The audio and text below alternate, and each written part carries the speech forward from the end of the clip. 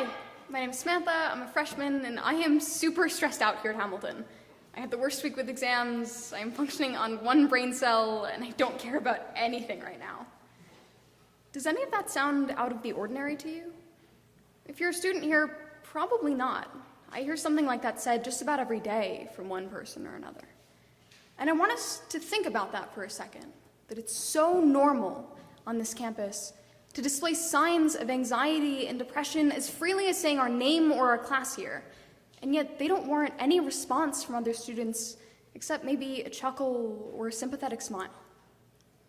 Being involved in Mental Wellness Collective and Minds for Change, I see a lot of the discourse around mental health on this campus.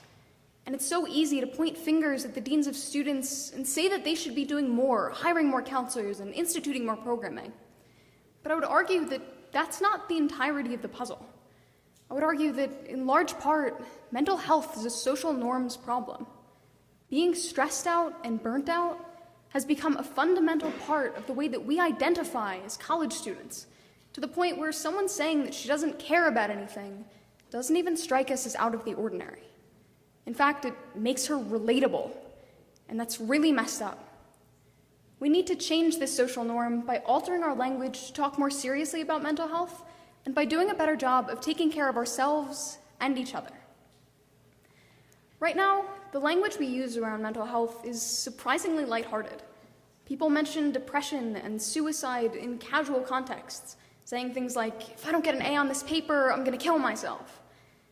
I hear people throw around the phrase panic attack like a quirk in their day. And it's widely accepted that many people who are struggling with a mental health problem will joke about it in some capacity to gauge whether people care, whether they'll get the attention and the resources that they may not be strong enough to seek out themselves. But the fact that these kinds of things are so normal to say, even when life is pretty good, means that we've evolved not to respond to these comments by asking if the person's okay, but instead laughing along and saying that we feel the same. Having been on both ends of this phenomenon, it is so vastly invalidating for someone to respond to me saying that I had an anxiety attack by saying that they had one today too, in the split second when they thought there was no more ice cream left at McEwen.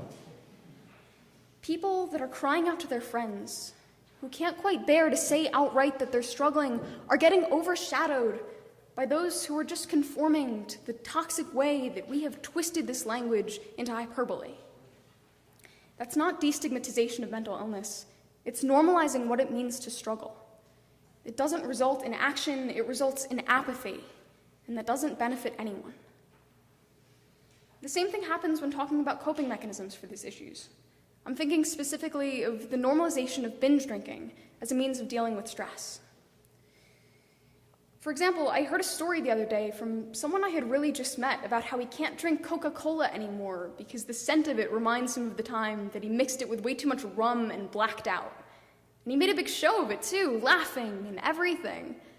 And I know he said it just to be funny, but the implicit consequences of hearing that are that we fall into thinking that binge drinking is cool and funny and that makes for interesting people and good stories, and none of those things are true. Binge drinking is dangerous. It's a form of avoidance. It might even be considered self-harm. And yet, on my orientation trip, meeting people for the first time, do you know what we talked about? Parties, drinking habits, embarrassing stories of intoxication and impairment, and I ask you, what is so broken within us that when we first meet people, we feel compelled to share stories of times when we were not fully there? These are only a few examples of how the ways that we have come to relate to one another on this campus are fundamentally flawed. An integral part of our connections come not only from being stressed, but from disclosing stress in a way that is primed for ambiguity and invalidation. As a community, we've turned to dangerous and unsatisfying methods of coping with this stress, and so, to the point where normal is getting mixed up with healthy. But I know what you're thinking, and you're right. This kind of language doesn't come out of nowhere. It has a grain of truth to it. A lot of people are hurting. And so the first step in fighting this is making sure you're taking care of yourself. Go to that Connect Calm session, make sure you're getting enough sleep at night, And if you're really struggling, don't just laugh it off. Tell someone. And I know we all know this, but what you might not realize is that this is an investment, not only in yourself, but in the community around you too. Because when people see that you're making time to do the things that are really important for yourself, they're going to do the same. We have built these toxic social norms through our behavior and our language, and we can rebuild them using those same methods. We can change them from the inside out to make sure that our self-worth is no longer contingent upon the grades that we receive and the number of activities that we do. So next time someone comes up to you and tells you some crazy story about blacking out or says something like, "I've got so much work to do, I want to die," maybe take a risk in the name of the greater good and ask them if they're okay. Offer up the resources that we have in order to make sure that they're okay, even if it's scary. We need to be more comfortable being vulnerable, both admitting seriously that we're struggling and talking more about therapy and medication and mindfulness instead of just normalizing unhealthy coping mechanisms. The road to recovery is never easy. We might not always do a good job of taking care of ourselves, but that's not a reason for self-punishment.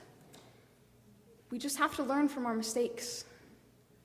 Binge drinking is a mistake. We glorify it in our language because we're afraid to admit that it's wrong, afraid that we're going to lose access to such an easy way to escape from ourselves. But I'm telling you, you are a person beyond your pain and beyond your shortcomings, and so you have no reason to be afraid to face yourself. Let's build a healthier community together by cutting casual references to mental health out of our language and by doing a better job of trusting each other with our pain instead of just stuffing it down and laughing it off. Let's stop relating to one another by telling stories about trying to escape, and instead, let's take care of ourselves and each other to rub the dust off the gems that are all of you people. Let's find our identity as people who are freakishly friendly and who love making a fuss over President Whitman, people who love chemistry just as much as literature, people who are scholars and musicians and scientists and artists, people who are going to change the world someday. We are so much more than the struggles that we endure, and we'd better start treating ourselves like it. Thank you.